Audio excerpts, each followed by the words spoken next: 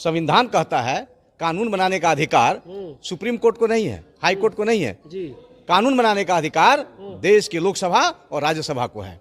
बाबा साहब ने जो हमें संविधान दिया, उस संविधान में अधिकार दिया हमें आरक्षण।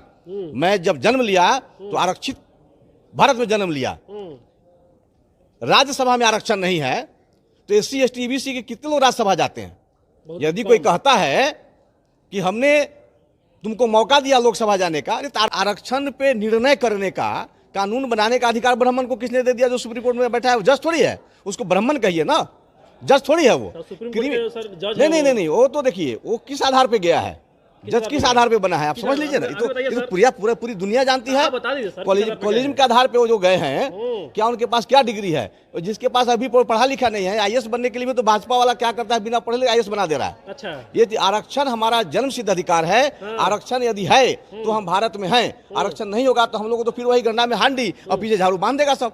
प्रथम 2004 में इसका एंटी डिसीजन हो चुका था और सुप्रीम कोर्ट ही ने डिसीजन दिया था कि ये क्रीमी लेयर नहीं चलेगा, उपजातीय शब्द है ही नहीं संविधान में, इसलिए सरासर गलत है। दोस्तों, इस देश का जो सर्वोच्च न्यायालय है, सुप्रीम कोर्ट ने दलितों के आरक्षण पे बड़ा हमला किया है और इस हमले के बाद जितने भी इस देश के जो दलित नेता हैं सारे एकजुट हो गए हैं। लेकिन इसी मुद्दे पे बात करेंगे, बसपा के नेता हैं, क्या नाम है सर? बालकनाथ सहनी।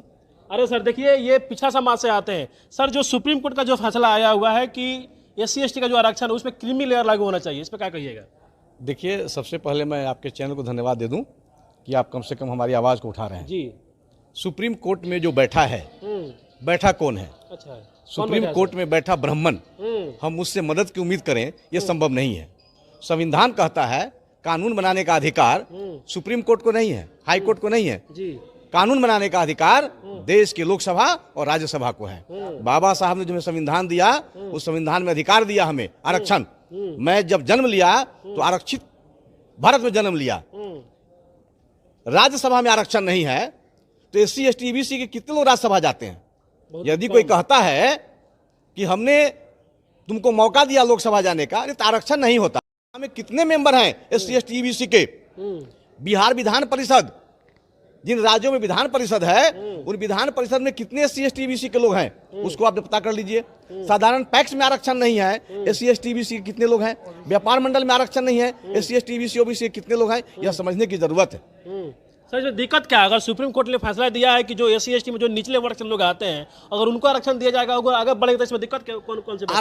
आरक्षण पे निर्णय करने का, कानून बनाने का अधिकार ब्राह्मण को किसने दे दिया? जो सुप्रीम कोर्ट में बैठा है वो जज थोड़ी है, उसको ब्राह्मण कहिए ना, जज थोड़ी है वो।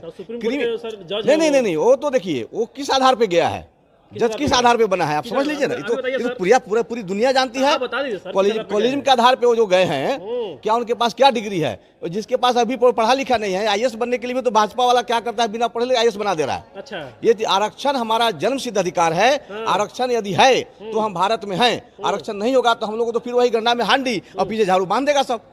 आप सुप्रीम कोर्ट के फैसले विरोध में हैं? बिल्कुल सुप्रीम कोर्ट का जो निर्णय है वह हमारे खिलाफ है, इसलिए हम लोग उसको नहीं मानते हैं। मैं धन्यवाद देता हूँ बहन जी को, और बहन जी का एक ट्वीट और एक press conference Bharatiya Janata party को मजबूर कर दिया स्वतः दोबारा उस पर निर्णय करने के लिए। मैं जिस पार्टी से बिलोंग करता हूं, उत्तर प्रदेश आज विकसित है, वो बहन जी का देन है जी। उत्तर प्रदेश में जितने कॉलेज खुले, जितने महाविद्यालय खुले, विश्वविद्यालय खुले, वो तो बहन जी का देन है। बहन जी ने अति पिछड़ों को, गरीबों को, दलितों को, सर्व समाज को आगे लाने का काम किया है। मेरा नाम हुआ राजेश यादव। अरे यादव जी, देखिए यादव जी बसपा के नेता हैं। जी हाँ, जिला संगठन का जो सुप्रीम कोर्ट का फैसला आया हुआ है क्रीमी लेयर, इस पर क्या कहिएगा? इस पे हम लोग अति विरोध हैं। क्या कहिएगा सर, जो सुप्रीम कोर्ट का फैसला आया हुआ है सर? सर्वप्रथम 2004 में इसका एंटी डिसीजन हो चुका था और सुप्रीम कोर्ट ही ने डिसीजन दिया था कि ये क्रीमी लेयर नहीं चलेगा, उपजातीय शब्द है ही नहीं संविधान में, इसलिए सरासर गलत है और संविधान के विरुद्ध है, इसलिए जो भी लागू किया गया वो गलत है।